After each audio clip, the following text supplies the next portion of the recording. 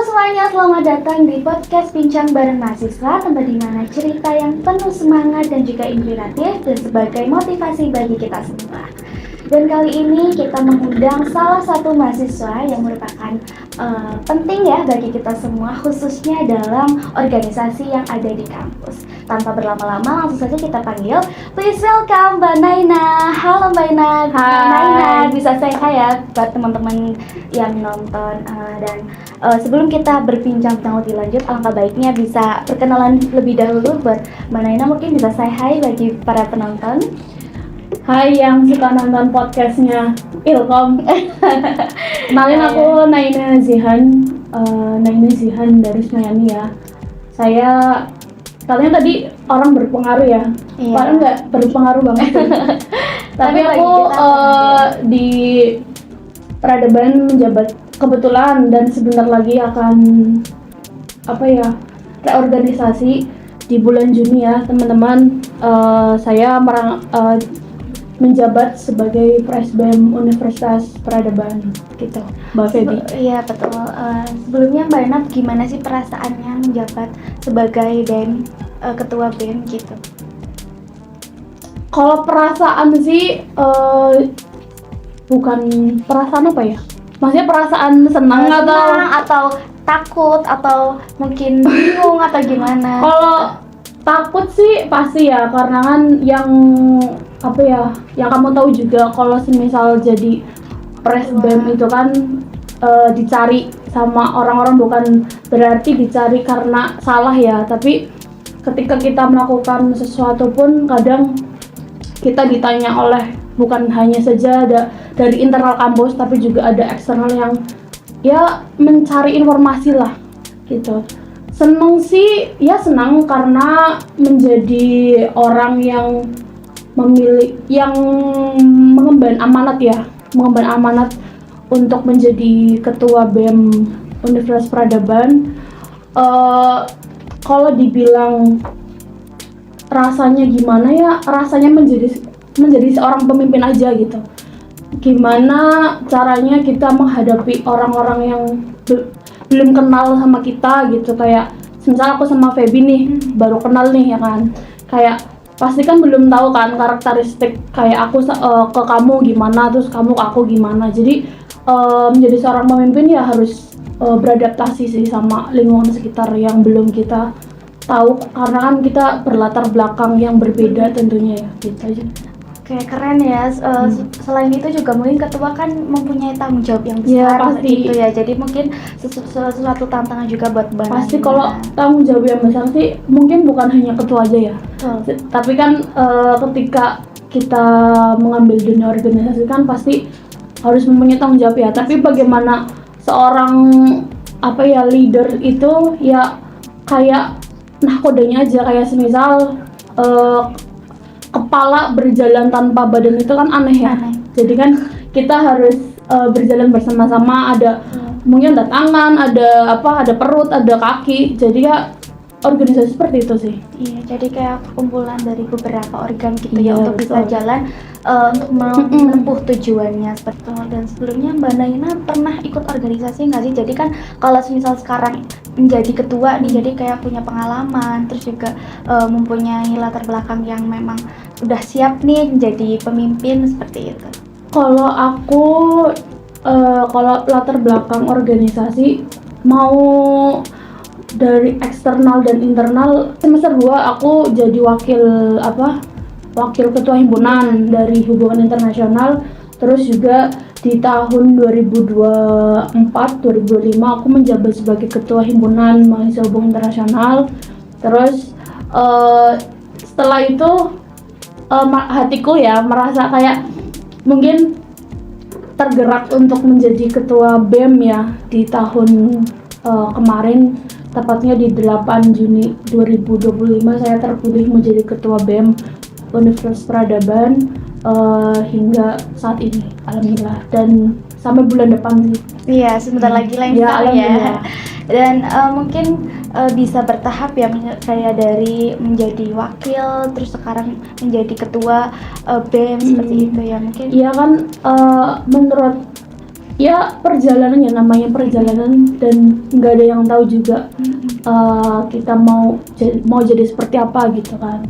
Menambah pengalaman juga Iya, ya Mbak, betul. jadi nggak di lingkup-lingkup itu aja. Dan ngomong-ngomong tentang Mbak Naina yang semester bawah itu menjadi wakil himpunan dan sekarang menjadi ketua BEM, otomatis banyak nih struggle-struggle atau konflik yang di dalam organisasinya sendiri. Nah, menurut Mbak Naina yang menjadi pemimpin BEM di saat ini, itu seperti apa sih? Apakah ada beberapa konflik di organisasi yang memang harus dibenarkan untuk kedepannya? Seperti itu mungkin bisa disebutkan. Kalau konflik dalam organisasi itu kan pasti ada ya. Namanya kita berorganisasi, apalagi lama 1 tahun ya kalau di sini kan. Jadi pasti banyak konflik-konflik yang nggak kita tahu gitu. Kadang komunikasi yang seharusnya itu penting aja kita sering lewatin gitu.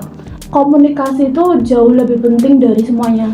Karena kalau komunikasinya lancar, aku yakin pasti organisasi itu akan terus berjalan dengan baik gitu.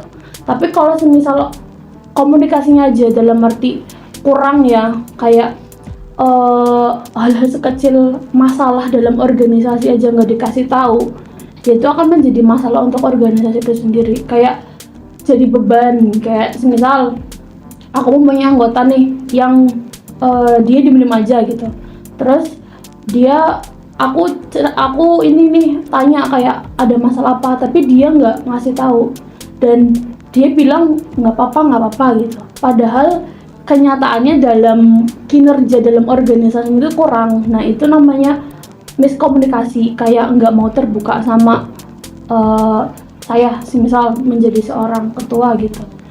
Nah, untuk hal itu ya dibenarkannya melalui komunikasi dulu. Saya yakin kalau misal komunikasi nggak lancar ya semuanya akan berjalan dengan lancar gitu.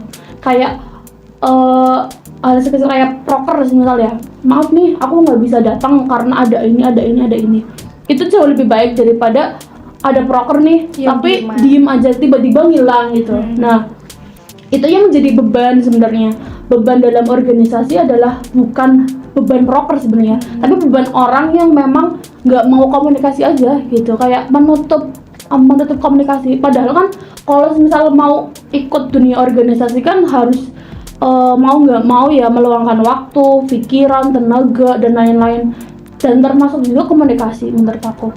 Oke, mungkin selama Mbak Naina menjabat sebagai pemimpin, mungkin ada salah satu anggota yang nggak aktif, semisal nih kalau misal ada pun misal nggak ada pun semisal ya, itu gimana sih cara mengatasinya? Karena memang kan di semua organisasi pasti ada struggle-nya, dan mungkin kebanyakan ya keseringan itu kayak ada yang anggota yang nggak aktif gitu, dan itu pun nggak ada komunikasi sama sekali, nggak ada kabar-kabaran apapun. Nah, kalau dari Mbak Naina sendiri itu seperti apa sih cara mengatasinya gitu?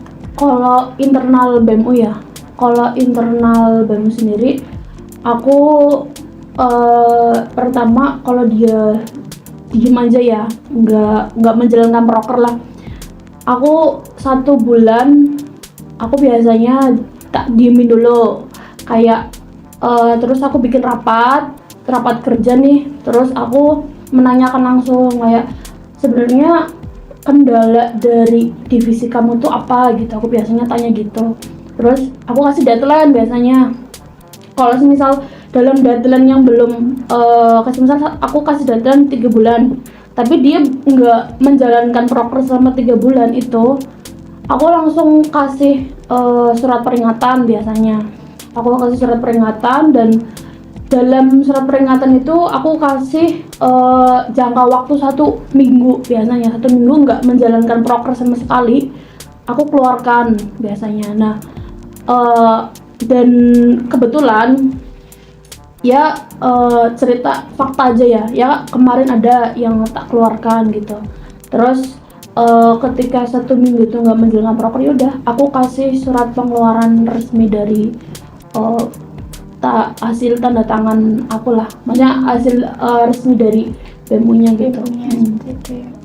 Mungkin beberapa aturan juga memang sudah diterapkan, bergantung anggota lagi ya, bergantung dari anggotanya, bergantung prioritasnya juga. Iya, kan? kadang kalau masuk organisasi itu kan biasanya banyak, ya ini mungkin wajar ya, kayak mungkin hal sekecil kayak kumpul aja kadang maaf nih aku nggak bisa kumpul karena ada matkul, ada ini, ada itu gitu. Tapi kan yang namanya organisasi, ketika sudah mau masuk dalam dunia organisasi kan harus mempertimbangkan akan hal itu gitu. Jadi alasan yang kayak nggak ada matkul terus kayak nggak ada ini nggak ada itu gitu, itu bukan itu nggak termasuk yang ini ya, kayak alasan yang memang misal alasan yang apa ya, kayak mohon maaf kayak misal ada keluarganya yang meninggal ataupun yang penting yang penting banget gitu. Tapi hal-hal yang biasanya kan kalau izin itu kan alasannya kalau nggak ada matkul terus apa ya, sakit biasanya. iya sakit Tapi nggak tahu ya sakit apa sakit enggaknya. apa, sakit hati mungkin ya. Iya, oke. Nah menurut aku hal-hal seperti itu kadang aku susah untuk menerapkan hal-hal yang mungkin anak-anak yang sudah masuk dunia organisasi itu hal sekecil itu membagi waktu aja seharusnya bisa dipikirkan Satu-satu ulang ya. gitu ya.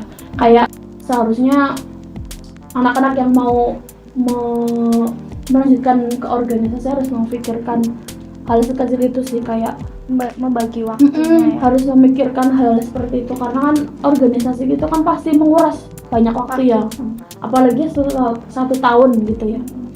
Ya itu sih. Oh ya, kan mahasiswa kan banyak nih yang anggota-anggotanya yang memang membagi waktunya susah, terus juga mungkin cara ngeplot-plotin ya waktu organisasi mana, waktu pribadi mana, dan kuliah mana seperti itu. Dan mungkin Mbak Naina sendiri yang menjadi pemimpin kedepannya kan kepengen ya anggota-anggota next berikutnya itu bisa ngeplotin waktunya dengan baik dan juga bisa memprioritaskan tanggung jawabnya seperti itu.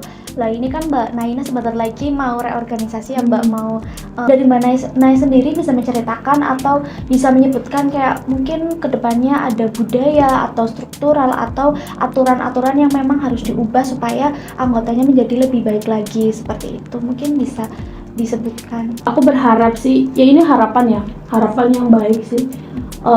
Semua orang kan pasti mempunyai apa ya, bukan masa depan, pandangan yang lebih baik ya dari periode sebelumnya.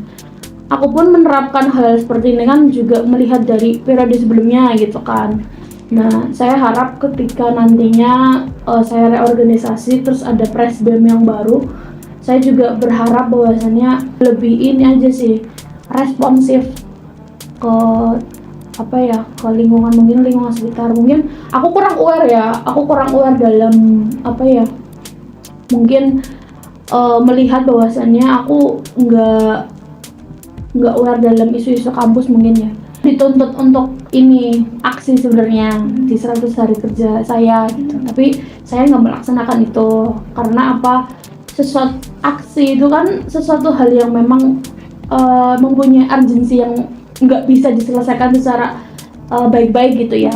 Dalam arti apa ya, kenapa sesuatu ketika ada masalah nih, ketika ada masalah terus kalau kita bisa menyelesaikan secara baik-baik, kenapa enggak gitu. Nah itu yang mungkin belum bisa saya terapkan di kepengurusan saya, karena selama kepengurusan saya memang nggak ada namanya kayak demo gitu ya, nggak ada. Tapi sering duduk bareng ataupun sering konsolidasi sama para jajaran sih, ya alhamdulillah sering tentang aspirasi yang masuk ke dalam DPM, terus DPM melaporkan ke BEM-U, biasanya saya melanjutkan hal tersebut. Ya satu lagi sih, mungkin dari aku berharapnya dengan adanya presbem yang baru ya, peradaban jauh lebih maju gitu, jauh lebih baik. Ini kan udah maju, nah biar bisa maju lagi gitu, mungkin bisa mungkin segala program kerjanya ditingkatkan lagi dari tahun saya, dan nantinya proker tersebut bisa berdampak untuk masyarakat sekitar dan bahwasanya tahu bahwa di sini itu ada peradaban gitu kan, karena kan kita memiliki visi peradaban dunia ya. Nah insyaallah semoga dengan adanya presbem yang baru di tahun ini itu bisa mewujudkan visi misi kita bersama gitu. Ya, amin. Amin amin. Oke, ngomong-ngomong nih ya, untuk struktural di kampus itu kan baru ya Mbak, dari mulai rektor dan warek, iya. dan otomatis ada beberapa mungkin aturan-aturan yang diterapkan baru juga. Lah itu dari mana Ina mungkin bisa menjelaskan? Yang saya ketahui itu kan ada penggabungan kelas ya. Ya itu katanya mengefisiensi ruangan ya. Iya, betul. ruangan itu. Yang beasiswa satu keluarga sarjana Iya, itu kan sangat membantu sekali ya. Apalagi mohon maaf anak-anak yang memang membutuhkan pendidikannya tinggi tapi kurang biaya gitu. Nah, peradaban ini menyediakan nih beasiswa satu keluarga sarjana. Nah itu mungkin sih dua itu dari efisiensi ruangan, dan menurut pandangan aku untuk efisiensi ruangan itu mungkin ini perspektif saya ya, mungkin ada yang berkacamata ataupun berpandangan lain dari efisiensi ruangan itu. Menurut saya sangat-sangat efektif ya untuk penggabungan kelas, karena kan penggabungan kelasnya pun dalam arti kadang masih ada yang satu prodi kayak PGSD kan itu kan jadi ke satu kan masih satu prodi gitu kan, dan mata kuliahnya pun sama gitu ya. Jadi mungkin itu salah satu mengefisiensinya itu kan juga waktu mungkin, terus juga ruangan, karena kan mungkin para rektorat itu memandang bahwasanya kadang kita susah mencari ruangan gitu. Jadi dengan mungkin diterapkannya efisiensi ruangan itu bisa membantu nih teman-teman yang membutuhkan ruangan, dan ya nggak menyediakan gitu ya untuk ruangan tersebut. Dan kalau FISIP sama HI kan sudah digabung ya, karena satu fakultas, terus kebetulan mata kuliahnya sama. Menurut aku itu ya nggak apa-apa, kecuali kayak misal HI sama Ilkom nih terus digabung, dalam arti digabungnya ternyata beda matkul. Biasanya kan ada kan kayak khusus ilmu komunikasi banget ya, ilmu komunikasi banget, terus ada yang hubungan internasional banget. Nah itu digabung kan nggak make sense, apalagi kan satu dosen kan jadi bingung kan mau jelaskan gimana. Itu yang kurang efisien sih sebenarnya. Tapi kalau dengan kayak masih satu matkul sama, terus masih satu prodi yang sama, menurut aku itu oke-oke aja sih menurut aku. Karena kan ya kalau sendiri kita mengadakan acara pun kadang kita terkendala ruangan gitu ya. Jadi mungkin dengan hal seperti itu para rektorat memikirkan bagaimana anak-anak yang mungkin ya kelas yang membutuhkan ruangan aja gitu. Barangkali tahun ini mahasiswanya nambah. Amin, gitu ya, amin. Karena kan kemarin ada 300 berapa ya? Mungkin tahun ini 1000 ya? Mungkin amin. Barangkali 1000, satu kelas 100 nggak apa-apa. Iya, nggak apa-apa. Nggak apa-apa ya. HI yang paling banyak ya? Iya, amin. Ini disclaimer ya, maksudnya aku dari HI gitu ya. Aku dari Ilkom. Ini Mbak Nena masih sibuk skripsi atau? Aku lagi ini, ya skripsi biasa lah, mengejar. Gimana sempronya? Belum sempurna. Doain ya semoga cepet ya Mbak. Amin. Lagi nunggu revisian sih. Revisian. Oke, mungkin untuk menutup di podcast kali ini Mbak Naina mungkin bisa menyampaikan pesan-kesan bagi teman-teman untuk kampus ini sendiri gitu kan. Mbak Naina juga sebentar lagi kan mau melaksanakan wisuda ya Mbak, semoga wisuda tahun ini. Amin. Nah gitu bisa lah Mbak Naina bisa meninggalkan jejak pesan dan kesan bagi para penonton di kampus ini. Kalau kesannya dulu ya, kalau aku yang berlatar belakang nggak ikut organisasi dari SMK ya, jadi mungkin aku ketika masuk kuliah aku beradaptasi dengan lingkungan yang memang wajib berorganisasi kalau dalam HI ya. Nah pasti kesannya aku bisa merasakan dunia perkuliahan yang mohon maaf bukan gimana yang mungkin banyak di luar sana yang pengen menjadi seorang mahasiswa dan mahasiswi gitu ya. Dan ilmu-ilmu yang didapatkan dari akademik, non akademik itu kayak aku di HI, terus juga aku di organisasi gitu. Terus kesannya ya aku senang karena aku bisa banyak relasi sih. Terus juga pesannya semoga peradaban bisa menjadi universitas terbaik di Brebes wilayah selatan. Dan juga peradaban bisa jauh lebih maju dari kampus-kampus lainnya. Mungkin UGM aja semoga terkalahkan oleh peradaban gitu ya. Terus juga Universitas Diponegoro, terus UNES dan lain-lain. Semoga kita bisa bersaing dengan PTN-PTN yang baik di Indonesia lah. Dan ya semoga peradaban dengan segala keterbatasan, dalam arti keterbatasan bukan gimana ya, itu bisa bermanfaat untuk lingkungan sekitar, kayak kita berbagi ilmu ataupun pengabdian masyarakat lah jauh lebih banyak dari peradaban untuk masyarakat. Karena kan yang namanya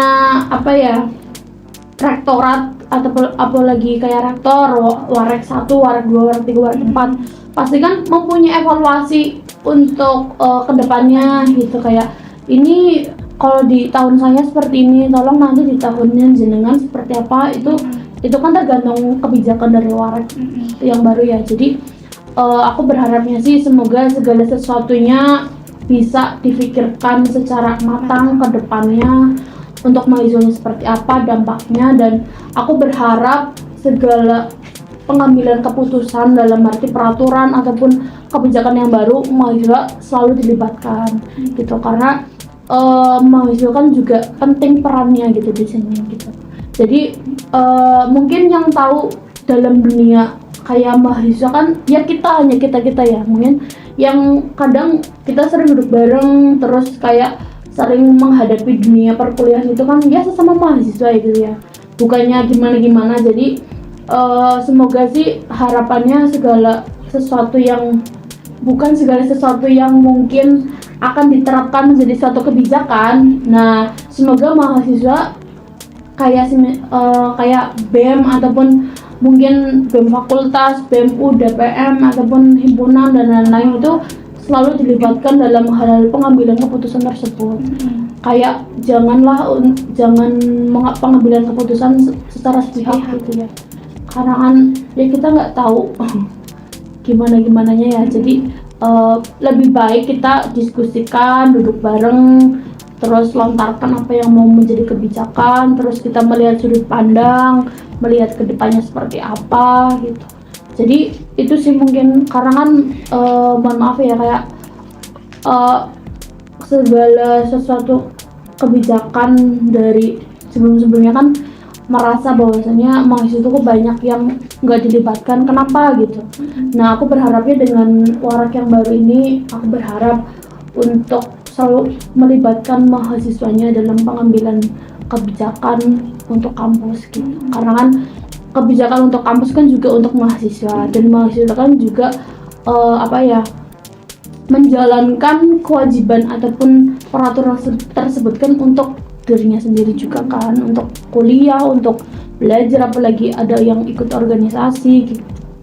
Iya betul, karena memang ya untuk memajukan kampus juga bukan hanya atasan aja, tapi kan kita semuanya, peran mahasiswa juga penting sekali ya. Jadi untuk apa-apa kedepannya mungkin bisa dirembuk, dimusyawarahkan, duduk bareng seperti itu ya, untuk lebih enaknya gitu ya. Iya, mungkin aku mendapatkan satu kata ya, kemarin pas aku ke Surabaya, itu menjadi seorang pemimpin itu bukan hanya ingin memimpin, tapi menjadi seorang pemimpin itu harus tahu dan harus mengerti apa yang ingin diwujudkan atau ya ingin diterapkan gitu. Jadi menjadi seorang leader itu kan nggak melulu ya mau jadi pemimpin tapi nggak ada namanya pandangan ke depannya gitu ya.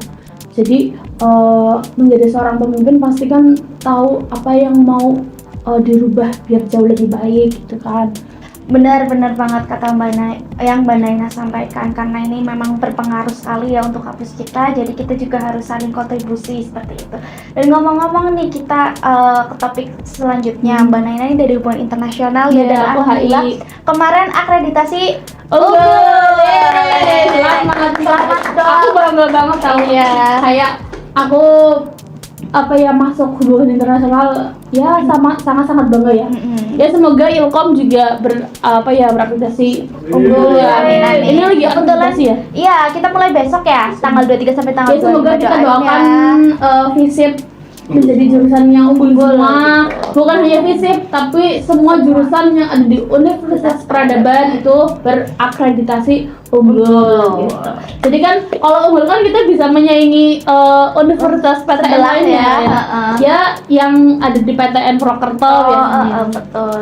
Keren sih peradaban termasuknya karena mungkin dari namanya dari desa ya, universitas Tapi dari desa. orang-orang tuh kan unggul belum gitu. tahu ada hubungan internasional, maksudnya prospek kerja hubungan internasional. Itu seperti apa itu? Iya. Orang-orang mungkin nggak tahu belum ya. belum tahu karena mungkin orang-orang taunya kayak mungkin pendidikan gitu ya, jadi guru, terus jadi mungkin kayak manajemen biasanya kan kerja perkantoran gitu ya. Bang. Jadi mungkin kalau misal lingkup hubungan internasional itu mungkin memandangnya bekerjanya tuh ya nggak tahu seperti apa mungkin ya.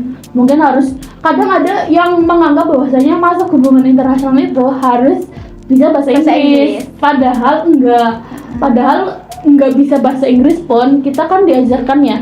Dan nggak melulu harus bisa bahasa Inggris gitu. Karena mungkin menganggap bahwasanya hubungan internasional terus harus tahu hubungan internasional bahasa Inggris gitu.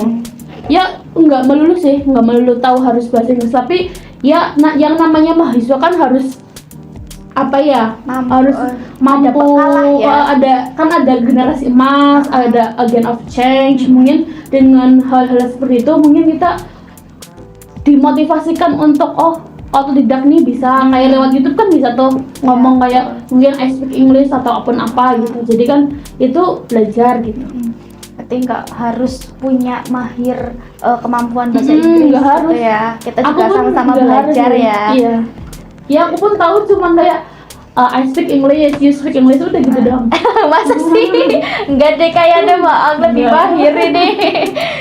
Oke, mungkin gitu aja ya Mbak Nayana. Ada yang mau disampaikan lagi mungkin dari Mbak Nayana? Apa ya, seorang pemimpin itu harus banyakin bersabar. Iya betul, sabar. Karena kalau ketuanya nggak sabar, pasti organisasinya bingung mau dibawa kemana gitu. Iya. Kadang seorang ketua tuh harus mengerti anggotanya, tapi jarang sekali anggota yang mengerti ketuanya. Jadi mungkin harapannya dengan adanya podcast ini ya, podcast dari Ilkom ini, teman-teman yang mau menjadi seorang pemimpin ataupun leader itu mampu untuk mengerti anggotanya, dan anggotanya yang mau masuk dalam dunia organisasi dan mau dipimpin oleh orang tersebut juga harus mengerti satu sama lain. Karena yang namanya berlatar belakang berbeda, ego, sifat dan lain-lain itu kan pasti berbeda ya. Jadi ya harus beradaptasi dan harus saling mengerti satu sama lain biar organisasinya lancar, prokernya lancar, terus nggak ada masalah di dalam organisasi. Oke. Seperti itu ya, mungkin banyak sekali wejangan-wejangan dan juga banyak sekali pelajaran yang kita ambil, terutama dalam teman-temannya berorganisasi di kampus, terutama di Universitas Peradaban ya, Mbak Naina sendiri yang sebagai ketua BEM.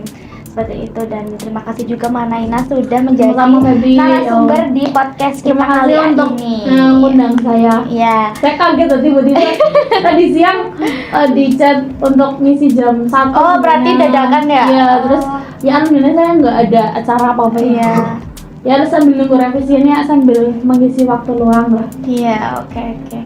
Semoga sih podcast kita kali ini bermanfaat ya Amin, bagi kita Allah, amin, semua, amin. dan juga ada perubahan yang lebih baik juga dari kita semua.